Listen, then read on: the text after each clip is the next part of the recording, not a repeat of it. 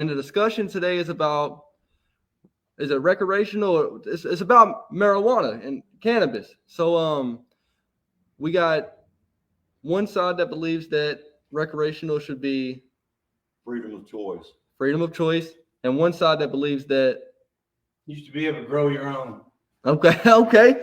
Well, so we're gonna go ahead and start the discussion with let's go ahead and why don't you introduce yourself and let us know why you're here today. My name is Daniel Sosh. I'm a lifelong resident of Kentucky, Owensboro, Davis County. I've been a productive member of society, a UAW member, lifelong. But my one problem is that I've had to live in fear for my government because of cannabis. I have different medical conditions. We have an endocannabinoid system in our bodies, and I guess mine is not functioning properly. But when I consume cannabis, I feel like a normal person, and I'm able to be a productive member of society. And so I've been speaking out for my rights to be able to be treated as just a normal citizen. How do you feel about that? I feel the exact opposite. I appreciate where he's coming from, and I don't think what he's saying is not true. But for me, it's the exact opposite. I want to be in control, and when I was smoking marijuana, I wasn't in control, and it had an adverse effect on my body and what I did and the things I said and the way I acted and how productive I was. And you know, I can speak from experience. I mean, I smoked it a lot for a long time, and I just found that sobriety for me is the best way to live a life. But for Daniel, I'm not saying that what he says is not at all accurate for Daniel. It just wasn't for me. It was the exact opposite. Comes back to that freedom of choice. You know, like one man wants a Budweiser, one man wants a bottle of bourbon, one man prefers to smoke a joint. And that, to me, that there's no criminality between any of those. And when it comes right down to it, I feel like, as I said, I'm a one person and one vote. I don't have an unlimited multi-million-dollar budget to demonize a plant that's in the history of man. There's never been one death caused from cannabis. Never in the history of man, but yet it is demonized as such an awful thing. But I'm here to tell you that for my conditions, if I had never used cannabis, if I had used pharmaceuticals that the VA prescribed me and the doctors prescribed me, I wouldn't be here. I'd be in the ground. But because I learned that very early from experience by my friends, my brothers, what they did. They believed, like this man did, that weed made them incapacitated in some way. But yet they would tell me that with a bottle of some sort of alcohol. In my mind, the worst drug in the history of man is alcohol. It's killed more people, destroyed more families, caused more death and misery to society than all illegal drugs combined. And that's my big issue. For the last 10 years, I've been openly lobbying, whatever you want to call it. I've made every political meeting, every political function. I've begged and pleaded with every one of my elected officials, from my city commissioners to my mayor, to my state senator, to my state legislator, to my United States congressman, to my United States senator. I wrote letters to the president for 10 years, 10 years. Not in asking for something for anybody, just for me personally, not begging or pleading, just stating the truth. And here we are 10 years later.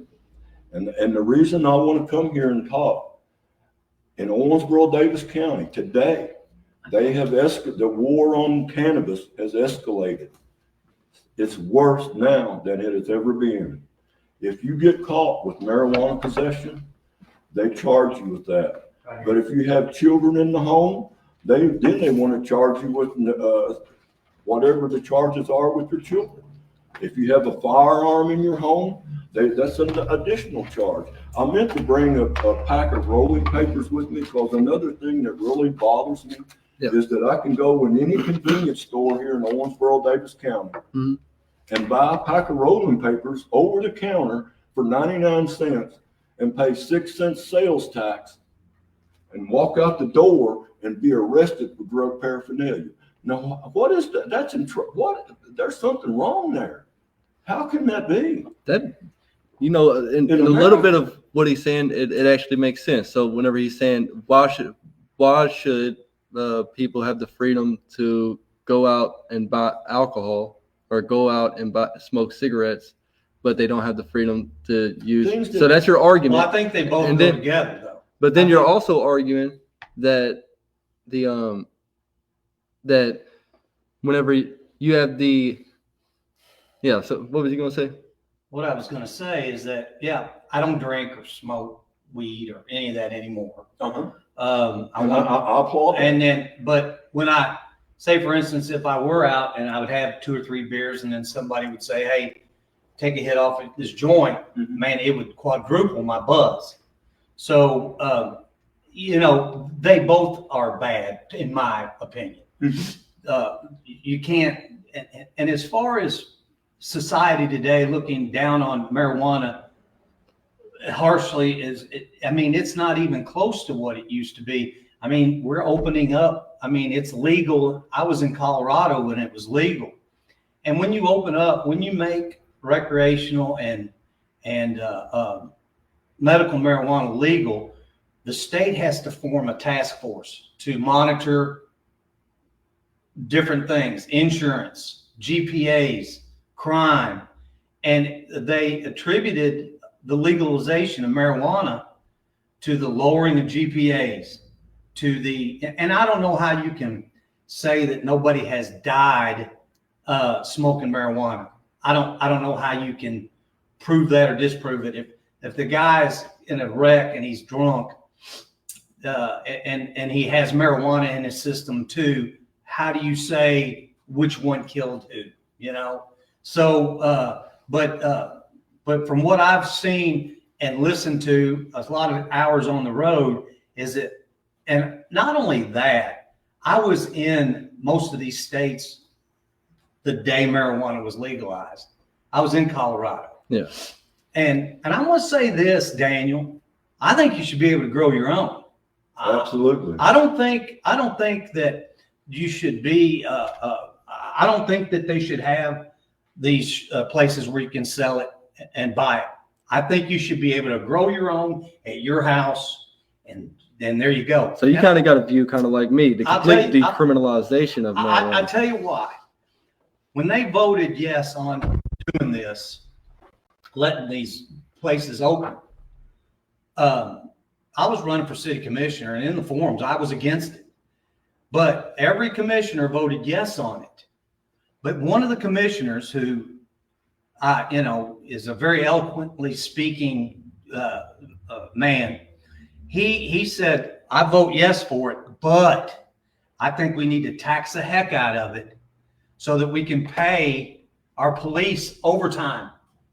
And I said, what are we paying them overtime for? Well, the traffic stops, the crime, the robberies, the things that it's going to come on. And if you look at the statistics from these cities where they have the boards that keep that, it shows it right there that it happens.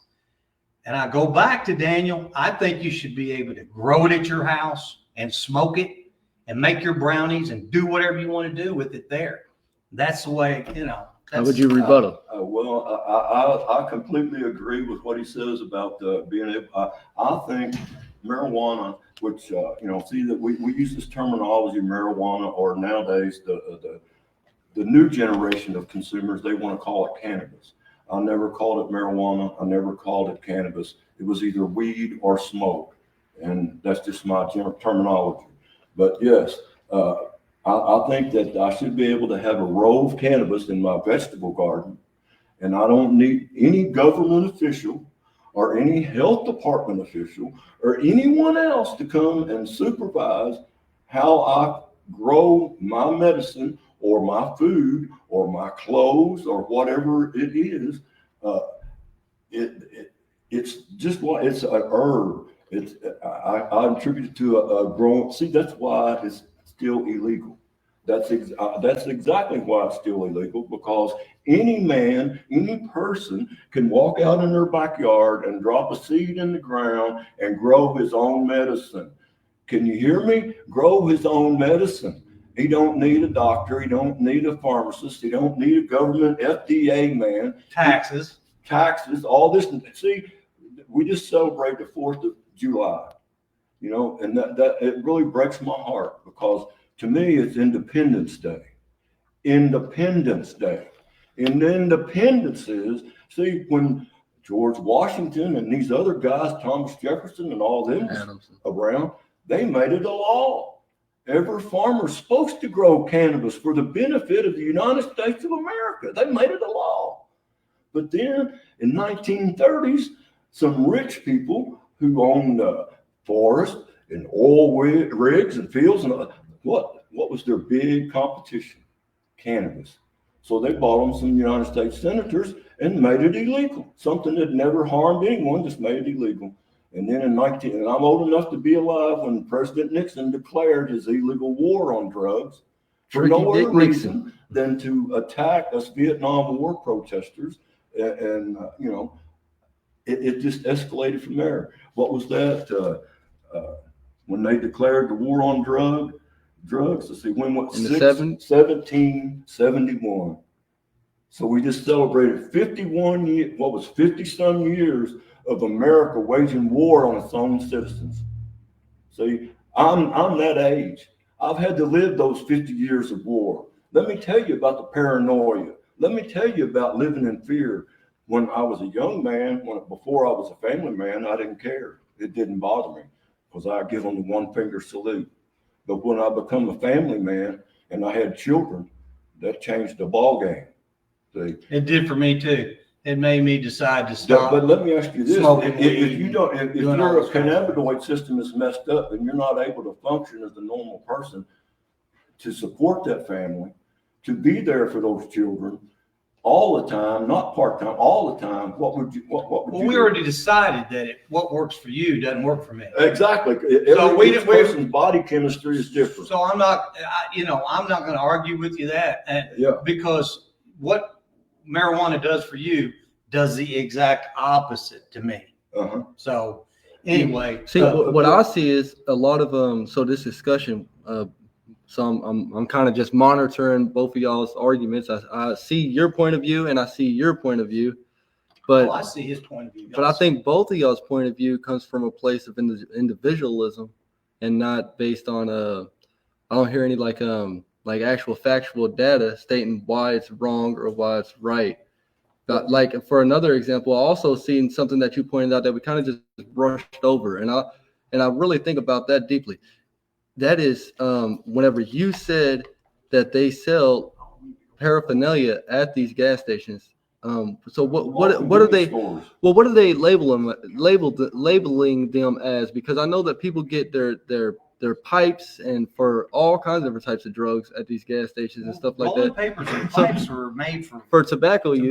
Okay. Yeah, I don't know how you could get busted buying a pack of zigzags. No, but I'm saying I'm old enough to know that when people rolled their own cigarettes, there was only OCB and tops. That was your papers for when people rolled their own tobacco. I don't know anyone that rolls but then the way the prices and taxes on cigarettes, people may do that. I don't know. But okay. They do. So that's what I was trying to figure out. Because as far as I know, it's always been they're labeling these things as for tobacco use, and that's the reason why they're able to sell it. But so how is it? But you were saying that you could get in trouble for paraphernalia for having these things. Is it? Look in the paper. That if you get caught with marijuana, okay, say you have an ounce of marijuana and you have rolling papers, you're not just charged with possession of marijuana. You're charged with possession of marijuana and paraphernalia. Possession of marijuana, possession of Paraphernalia. Paraphernalia. If there's any children in the home, they throw in a charge of child endangerment. If you have a firearm in the home, they throw in a charge of gun enhanced. Okay. But if you All have because you had an ounce of weed. But if you have an ounce of tobacco where you roll your own cigarettes and you've got a package of zigzags, you won't be you charged. get pulled over. No, you're not going to be charged for having. What they'll do is they're piling on the charges because they already got you on one. Okay. And you mentioned you wanted data. You're good at finding data, and you got it stores in your head, and I don't see it. You got a brain for that. But I suggest you go and look up the states that marijuana is legal, recreational, and medical, and go back and compare statistics, grade point averages, crime, because like we said, you can't put the money in a federal bank.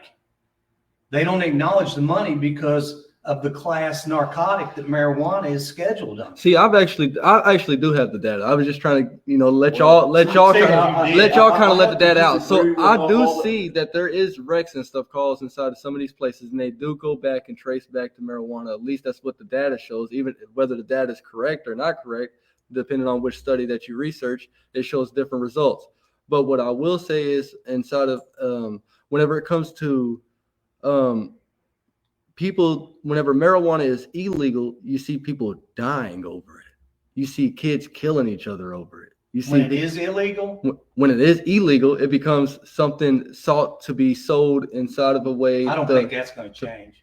So you think that decriminalizing marijuana and legalizing it don't make it more difficult for drug traffickers to make money off of that's one of the main arguments that I got in my head whenever it comes to that. Marijuana card, yeah. Here's my biggest. At the lowest spectrum of your drug trade now, because you have so many legal states. Used to, weed was the big money maker for the black market. That's not the case anymore. People can go to Michigan and buy an ounce of weed for $50, where here in Owensboro it's selling for $200. That's the data that I have in my mind. That's what I was just bringing up. Well, you know why? Because it's better. But here's the other thing.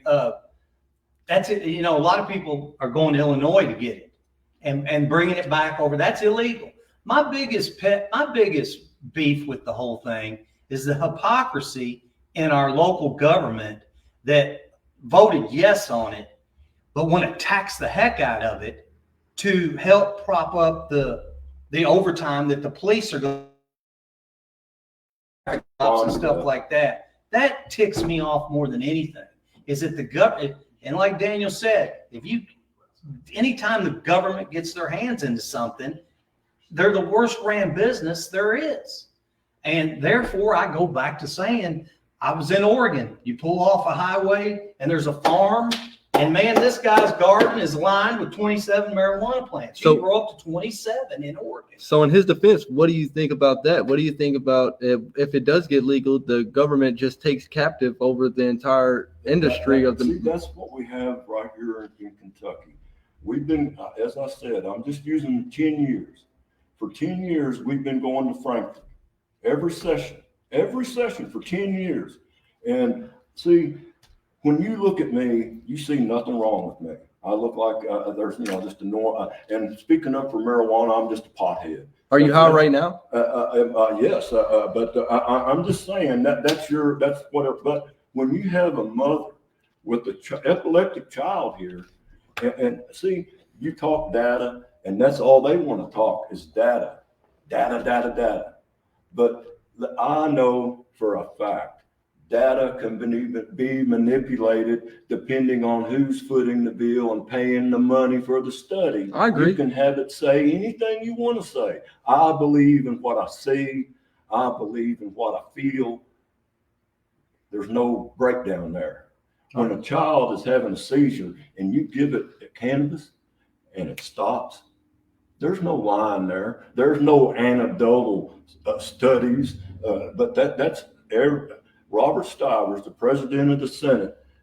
He said this: and if you need to mellow out with marijuana, you're not going to, but get you a bottle of Woodford Reserve, whatever bourbon it was. But you know what? The CDC says alcohol is a carcinogenic, causes cancer, all kinds of cancer. And I know that for a fact because I don't have much family left, and they were all killed from alcohol, cigarettes, and pills. That's just a fact. Well, my opinion on that is that it's possible that could happen through alcohol. But my opinion in regards to the seizures and epilepsy, it does help. It will reduce the epileptic seizures easily in half. That's why a lot of these families are moving to where marijuana is legal. And when I was, I know a lot of people that had glaucoma, that the government, the military, issued them marijuana cigarettes. They came in a package, just like a pack of cigarettes, the most perfectly rolled joint you ever saw in your life. I was friends with a couple of them. But yeah, I agree that marijuana, for glaucoma, epileptic seizures and things like that, I agree. But there it goes back to me thinking, grow your own, make your own brownies, make your own candy, smoke it if you want to. If you don't live in an apartment building or something that's connected to something where other people have to ingest it when they are there, I'm all for it. I don't want the government's fingers in it because every time the government gets involved, completely agree. It jacks everything. I completely agree with that. But I don't know what to do. As I said, for 10 years, I did everything a citizen's supposed to do with nothing. And now here we are in 2025. And for the past 10 years, I've been openly supporting this cause. And I've met a lot of great people.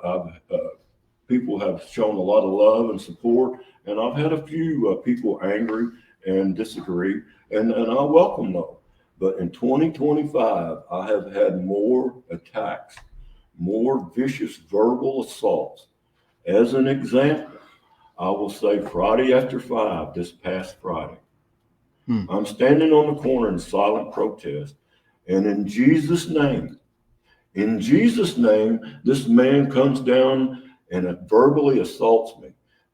Talks my sign, talks about how marijuana is the same as heroin. It's killing kids. It's destroying lives. And all I said, and my response was Genesis 1:29.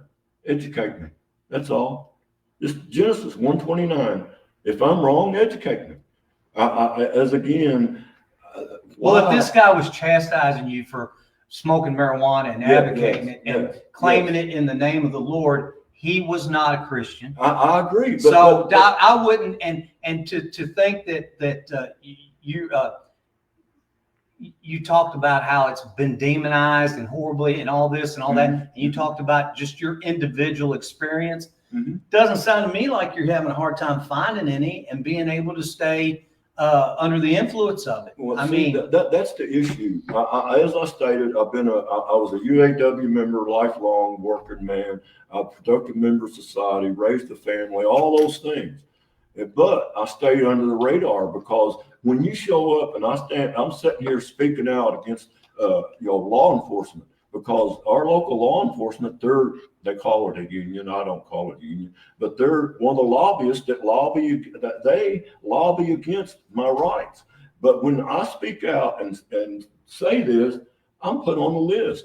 I'm not foolish enough to believe that I'm not on every. Well, let me tell you something, Daniel. In regards to that, I ran for city commissioner, and I'm going to run again.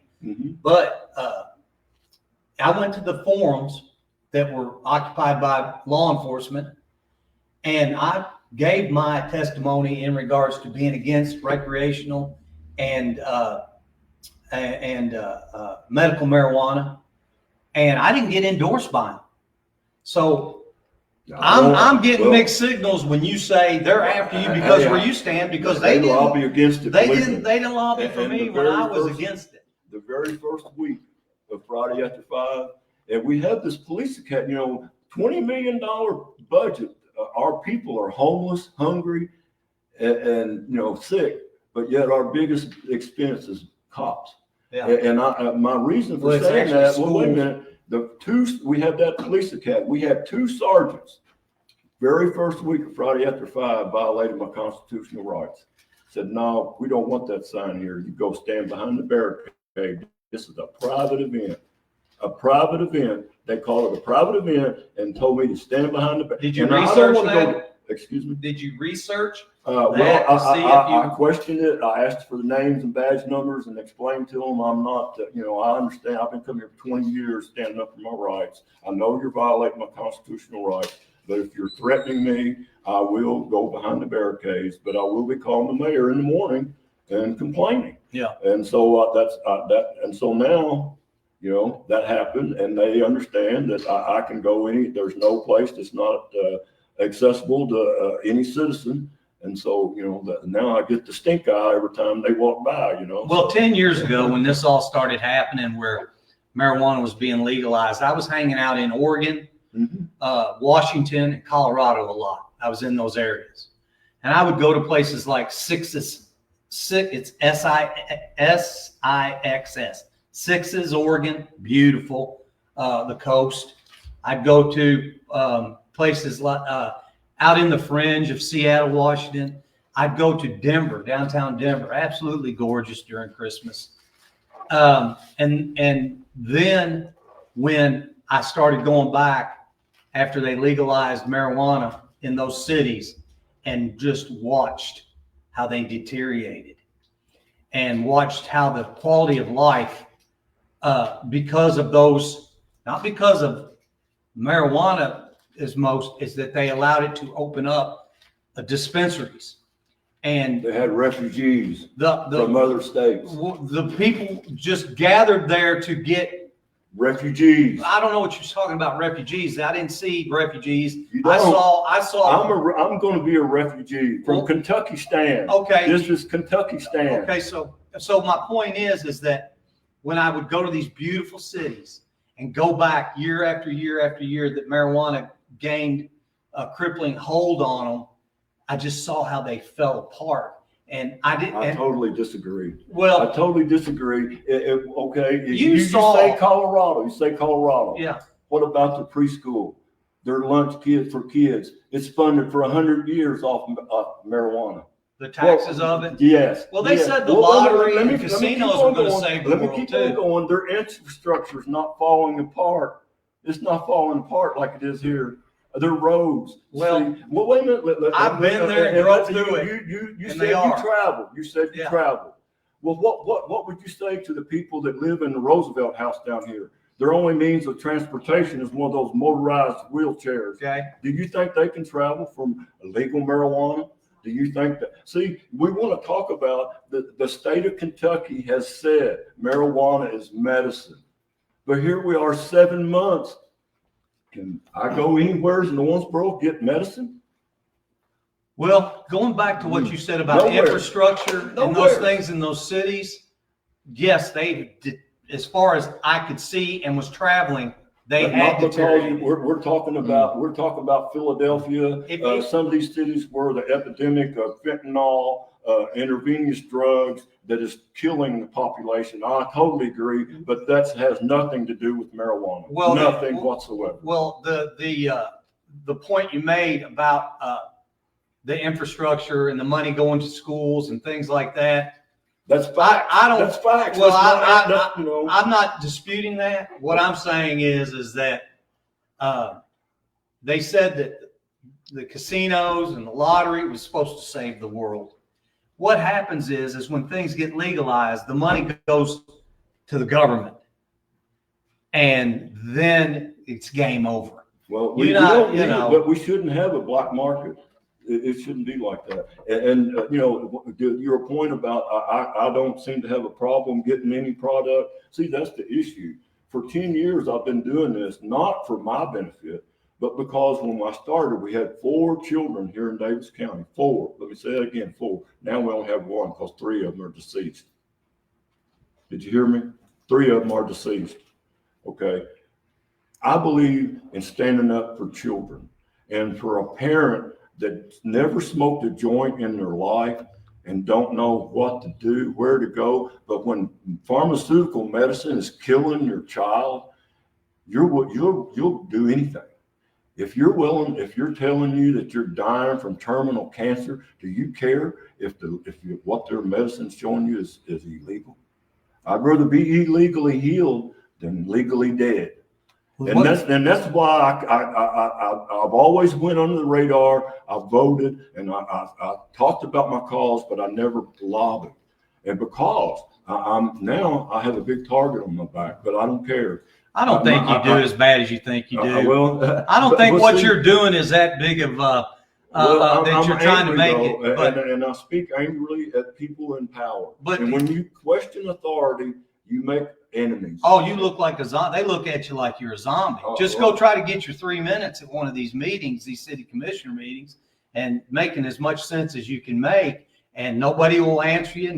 They look at you. And this is my opinion. They just look at you like you're, well, what they'll do is they'll say, he's crazy. He's crazy. They'll call you, a past politician that was kind of similar to that. But you talked about infrastructure and highways and things when they tax the marijuana. I tell you, the funniest thing is that when you drive I-70 going to Colorado, you're going through Nebraska. I think it's Nebraska or Missouri, or it's Nebraska. I'm pretty sure you're in Nebraska. The roads are as smooth as silk. The lakes on the side where they dug lakes to build the infrastructure, to build the overpasses, which is what we need to do with an outer loop in Owensboro, Davis County. But as soon as you hit the Colorado line, you better have your dental insurance paid, because the potholes and I-70 and the freeways are horrible. Before we run out of time, I want to comment about what he said about Illinois and the government. Yeah, go ahead. can use I'm gonna have Illinois two as- questions before we end this, but you go ahead. Yeah. I use Illinois as a perfect example. They have a tax, they have a county tax, they have a city tax, a county tax, a recreation tax, a marijuana tax, some other kind of tax. Your product costs $50. Your taxes is $200. $200. Your product's $50, but your taxes is $200. I will never go to Illinois. That's why Illinois people are leaving by the hundreds, because of burden of taxes. It's crazy. Yeah, that's been happening for. And when the government, just like in Michigan, you can buy it at a reasonable, just like you said, Oregon. They have, when you have an abundance of supply, it's just like any other commodity. When you have an abundance, the price goes down. If you can restrict that market and make it tighter, the price will go up. Or if you grow your own, you don't have to pay anything. Exactly. Yeah. So let's say if you had and this one's mostly for you since you're the guest, and if you was able to look the people inside of the face that you have been trying to be heard by, what would you tell them right now? What would you say? What message do you want to go out there? Well, If we was able to get this put in front of the legislators, whoever it is, if they're watching right now, what do you have to say to the people, to the every morning officials? when I went to school, we said Pledge of Allegiance to the United States of America, not to the legal states, to the United States of America. And I don't understand how any judge in Owensboro, Kentucky, right today, can sentence a man to 2 years in jail and a $500 fine for possession of marijuana, when right across the Ohio River, a man can walk in a dispensary, lay down his money, buy a product, and go home as a free American. How can any judge hand down a ruling against a citizen, knowing that 38 states have already proved all the fear-mongering propaganda to be lies? And what I would like to say to the people in Washington, 38 states have legalized it. Why is it that we don't have 38 United States senators standing up for those states or those people? Why is it that here in Kentucky, when we can't get any movement, but what little we do get, the very next time they turn around and we don't even have product for our medical people, but they're already trying to get rid of it. I don't know what to do. Well, I would, if I were to, I'm into I have a passion for politics, win, lose, or draw. I run for city commissioner. I live in the city. But one of the first, it's here. So I can't fight the fact that there's going to be medical marijuana opening up here and destroying our city and raising our taxes and doing all those kinds of things. I can't control that. But if I were city commissioner, I would definitely try to get some kind of ordinance passed where you can grow your own. I mean, I don't know who they gave these lottery tickets to, these people that are going to be selling this. Yeah, they're from out of state. I don't know who these people are, and I don't know what they're selling me or my kids, you know? Yeah. And and you know, whenever people are getting stuff off of the streets, which a lot of them are, it can be laced with fentanyl. It can have this, it can have that. That wasn't back in the day when I was smoking it. Fentanyl wasn't even in the conversation. And now you've got to be a very nervy person to go somewhere and buy marijuana from somebody and not know. I'd like to how. I don't understand how fentanyl gets in it, you know, and I don't understand why it's in there. I'm just happy that I don't do it, and I'm just happy that my grandkids and my kids see that I don't do it. Because if they see that I'm doing it, then it says it's okay for them to do it. But I'm not going to chastise them or anything. I did it. I can't tell Daniel not to do it because I did it. You know, I can't judge him. I have to look in the mirror. But it scares me to death to think that my son, daughter, or grandkids can get hold of a bag of weed that's got fentanyl in it. I mean, because that stuff, there's no return from that, from what I understand. And I don't know why. How does it get in there? I wouldn't have any idea. Yeah. I don't know anything about fentanyl. See, that's the thing. I grew up in that generation of the 60s and 70s and so on and so forth. And every generation is going to have their own, the crack epidemic of the 90s, the heroin of the 60s and 70s. Now it's fentanyl. It's always going to be something. In a free society, people are going to be free to do what they want, whether it's right or wrong. But when we started, I'm losing my train of thought here. I want to respond to something. You know, when we're talking about how when you legalize marijuana, how it may adversely affect the community, bring your standards down, so on and so forth. That's all nonsense. Here in Owensboro, Kentucky, see there again. I'm bearing my soul here. I'm exposing myself. I was exposed to marijuana when I was 14. I'm 60. I'll be 69 next month. When I was 14 years old, my cousin come back from Vietnam. He signed up for his second tour. He didn't come home for the second tour, but he brought home some marijuana. And since I've been 14 years old, there hasn't been one day in this community in Owensboro, Davis County, since I've been 14 years old, there hadn't been one day that I can't go anywhere in this community and purchase marijuana.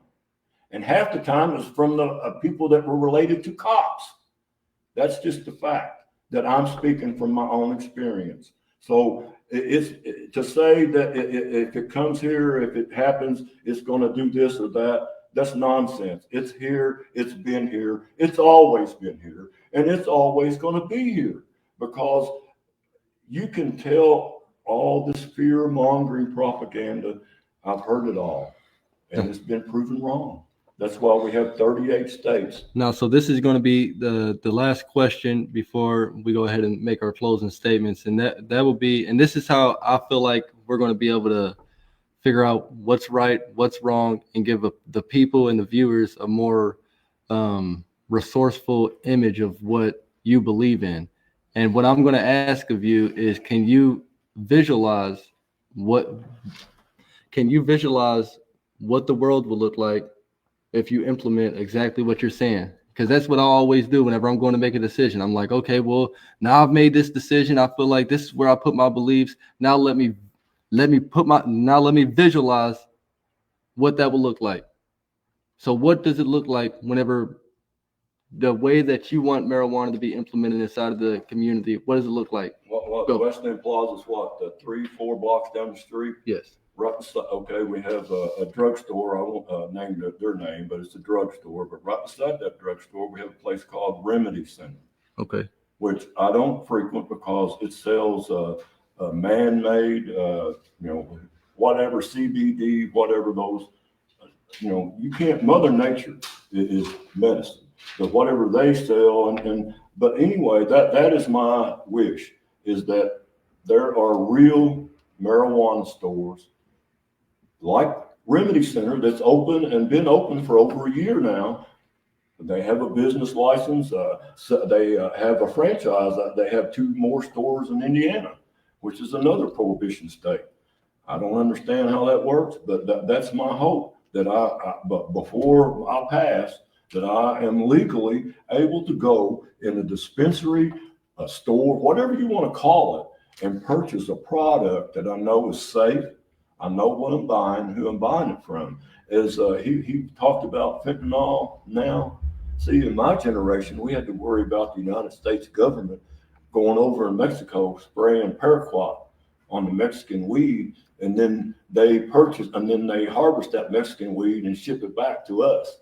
And then we were potheads. Nobody cared if we were the ones that were dying off. Do you remember the paraquat? I remember paraquat. The only thing I didn't like was, the different levels of marijuana. I didn't like the harsh, stemmy, seedy stuff. I like the good, golden, but golden that's what I mean. stuff. I want to be able to go and purchase something over the counter that I know what's what. I didn't want the harsh stuff. I wanted the good, smooth stuff. Yeah, So you visualize a society where people just accept marijuana. There's just recreational stores. You can go into a dispensary, just purchase what you want, just as easy as getting a cigarette, just as easy as getting ibuprofen from the store or something like that. Exactly. And now you go. I visualize it's here. I mean, there's nothing it's steamrolling.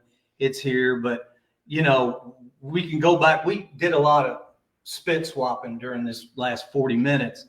And the one thing that was for sure is you checked the data that I asked, I mentioned. You checked it, found it to be correct. Yeah. So the crime. Well, I'm going to fact GPAs check myself like just that. a little bit. The only That's thing I'm fine. going to fact check myself on is the fact that I said that people that in these states where they legalize marijuana, that it's shown that it increased the Rex increased due to marijuana. Exactly. But also what you could do is say that Rex just increased, and now people are now that marijuana is legal inside of this state, that these people are more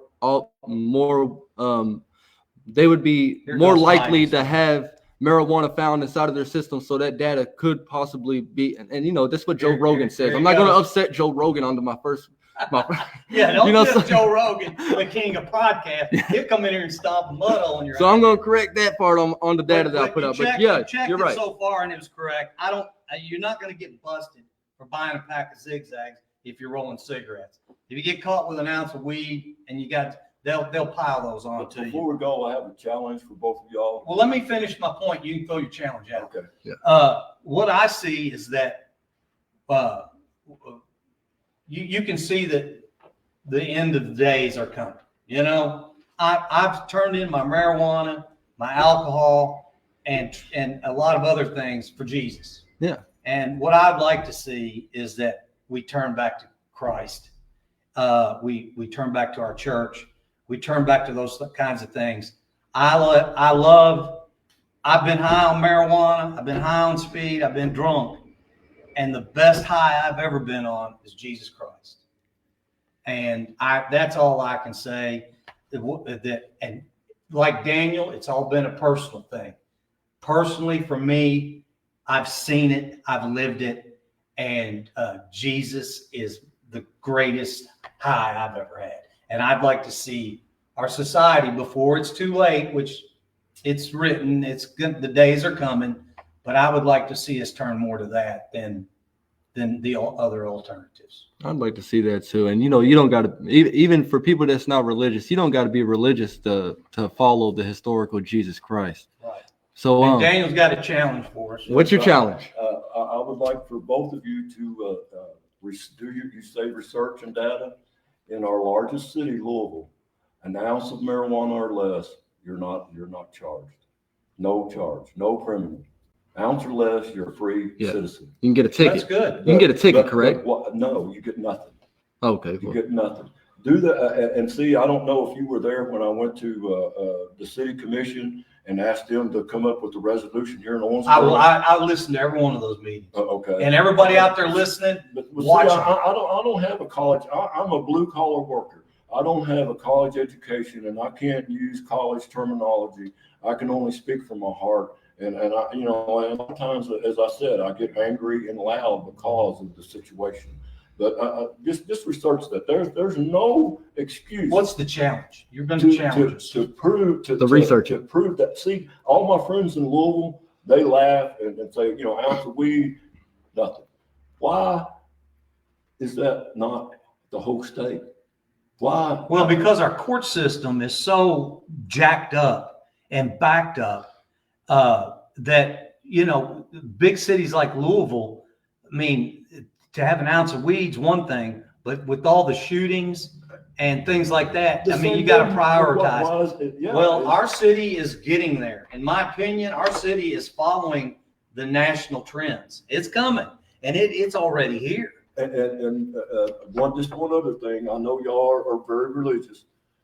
You know, I'm a Christian. I believe I don't read the Bible daily. I don't attend church, but there are certain things that I have read and pointed out to me, and I do believe that Genesis 1:29 speaks of cannabis, because I know of no other plant that grows wild on every continent on this planet than cannabis, and I truly believe that. And to add to that, you know, when I say this, when medicine that heals but never kills, like Willie Nelson says, the worst harm on this earth is stress, everyday stress of life. And if you can smoke a joint and relieve that stress, and it only created anxiety for me. Well, but paranoia, but see, anxiety. And my response to that is because you got to worry about the KGB coming and locking you up, well, invading your home. They ain't caught me yet. I like you a lot. You remind me of that one guy. Who's that guy that sings that song? All the people. Y'all know that song? Okay. Well, anyways, we're gonna go ahead and wrap it up. And the way that we're gonna wrap it up, I think I'm just gonna end this by saying, I'm glad that both of y'all came out. How did you feel? Did you feel safe inside of here? A good environment? Was it respectful? Would you come back? Oh yeah. Would you come back? Yes. It is. You agree? And I want to thank y'all. I know y'all are aware I'm a Democrat, and this is the Republican headquarters. So this isn't the Republican headquarters anymore. Well, see, I don't get involved in that internal fighting, but you know, I appreciate y'all having me here. And we wouldn't have known you were a Democrat unless you just told us. Well, I had to say that. All right, let's get him, guys. You know. Now this is the People's Podcast, and that's what's great about being in the United States of America, that we can sit here and express ourselves, and that's what's great about the Patriot headquarters, that we have came together inside of unison and unity, and made it where people can come and speak on this platform and get their voices heard by different people inside of and all government, and so different people in all of walks of life can hear what you have to say. So that's what I think. I think that it's about you being able to speak your truth, and he can speak his truth. Everything I said was my opinion. You know, that's simple. So thank you, Titus. Yeah. All right, we're out. God bless you, and have a great day. Awesome. Thank you all for having.